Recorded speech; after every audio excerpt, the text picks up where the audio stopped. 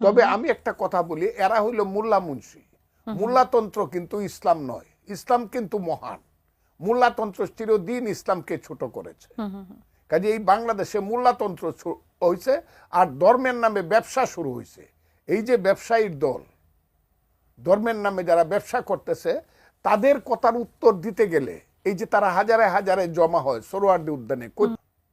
ফজলুর রহমান সাহেব অহংকারের সাথে আরো বলেছেন যে উলামা, তালাবা, মোল্লা মুন্সি মোল্লাতন্ত্র এরা চালু করেছে। মোল্লাতন্ত্র কিন্তু ইসলাম নয়, ইসলাম সুমহান। মোল্লাতন্ত্র ইসলামকে চিরদিন ছোট করেছে। মোল্লাতন্ত্র শুরু হয়েছে এবং ধর্মের নামে ব্যবসা তারা শুরু করেছে। প্রতি শুক্রবার জুমার পরে হাজারে হাজারে গরিব ছাত্র নিয়ে এরা আন্দোলনে বের হয়। এই কথাগুলো ফজলুর রহমান সাহেব বলেছেন। আমি আপনার কথার জবাব দিচ্ছি। মোল্লাতন্ত্র চালু করছে, এর উত্তর দিচ্ছি। মোল্লাতন্ত্র শব্দটি একটি আমাদের বাংলাদেশের প্রেক্ষাপটে এটা একটা কটূক্তিপূর্ণ রাজনৈতিক টার্ম।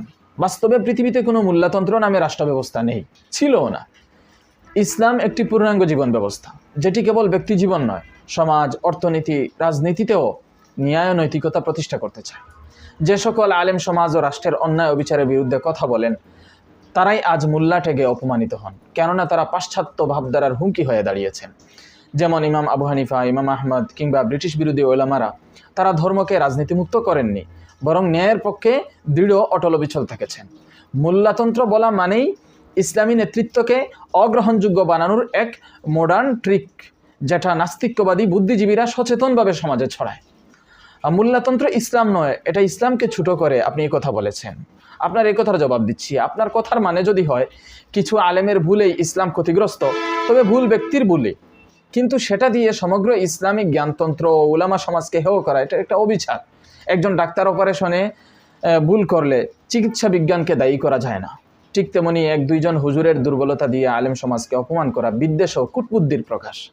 ইসলাম কখনো ব্যক্তিকেন্দ্রিক শাসন সমর্থন করেনি, বরং শুরা, পরামর্শ, ইনসাফ ও দায়িত্বশীল নেতৃত্বের দৃষ্টান্ত তৈরি করেছে, যেটা আপনি সূরা শুরা 38 নম্বর আয়াত দেখলে বুঝতে পারবেন। উলামারা সেই ব্যবস্থার সেবক এবং সেই কর্তৃত্ববাদী শাসক না। আর আপনি বলেছেন ধর্মের নামে ব্যবসা তারা শুরু করেছে। আপনার এই কথার জবাব দিচ্ছি। ধর্মের নামে ব্যবসা কথাটি খুব সাধারণ অথচ প্রমাণহীন একটা অপবাদ। যারা সকাল থেকে রাত পর্যন্ত মাদ্রাসায় 3 থেকে 5 হাজার, 7 হাজার, 8 হাজার টাকা ভাতায় কোরআন হাদিস পড়ান, যাদের বাড়ি নেই, অনেকে এমন আছেন, অনেকে আছেন সম্পদশালী, আবার অনেকের আছে বাড়ি নেই, গাড়ি নেই, তাদের বিরুদ্ধে এমন অভিযোগ কেবল অসাধু মিডিয়া এবং সুবিধাবাদী বুদ্ধিজীবীদের জিহ্বা থেকেই বের হয়। আলেমদের জীবনযাপন দেখুন কতটা কষ্ট, ত্যাগ, লজ্জা, অথচ বিনিময়ে সমাজ, এই এলিট শ্রেণী, সেকুলার সমাজ তাদেরকে হেয় করে। যেসব হুজুররা ওয়াজ করেন তাদের আয় পুরো হালাল এবং তারা খোলামেলা জনগণের সামনে সেটা উপার্জন করেন, যেটা কোনো অবস্থাতেই ব্যবসা নয়। তাদের উপার্জনকে কলঙ্কিত বলতে হলে আগে টকশু বক্তাদের বেতন, এনজিওদের বাজেট এবং কর্পোরেট থিঙ্ক ট্যাঙ্কদের আয় যাচাই করা উচিত। আর প্রতি শুক্রবার আপনি বলেছেন যে প্রতি শুক্রবার গরিব ছাত্র নিয়ে আন্দোলনে বের হয় আলিমরা।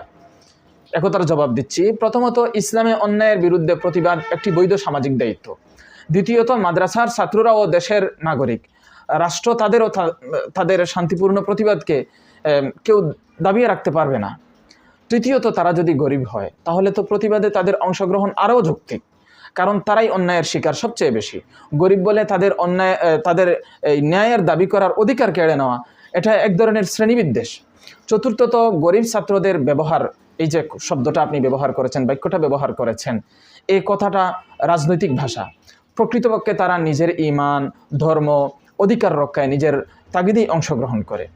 এই বক্তব্যটা সার্বিকভাবে শ্রেণীবিদ্বেষমূলক, ইসলাম বিদ্বেষমূলক, ইতিহাস ও বাস্তবতা থেকে বিচ্ছিন্ন এবং প্রমাণহীন বিদ্বেষ ছড়ানোর অপচেষ্টা। যদি সত্যিই কোনো উলামা অন্যায় করেন, তাদের ব্যক্তিগত দোষ নির্দিষ্টভাবে তুলে ধরুন। সমগ্র আলেম সমাজ ও ইসলামী জ্ঞানতন্ত্রকে আপনি হেয় করবেন না, তুচ্ছতাচ্ছিল্য করবেন না, কেননা আলেমরা ইসলামকে জীবিত রেখেছেন, শহীদ হয়েছেন, কিতাব রচনা করেছেন, আলেমরা বিপ্লব ঘটিয়েছেন। কেবল বক্তৃতা দিয়ে নয়, তারা রক্ত দিয়ে এই পৃথিবীতে বেঁচে আছেন। আল্লাহ তাআলা আপনাকে সুমতি দান করুক, আর এই খাটাসপনা এবং সেকুলার আন্দো যে অবস্থা আপনার, এই অবস্থা থেকে আপনাকে বের হয়ে আসার তৌফিক দান করুক।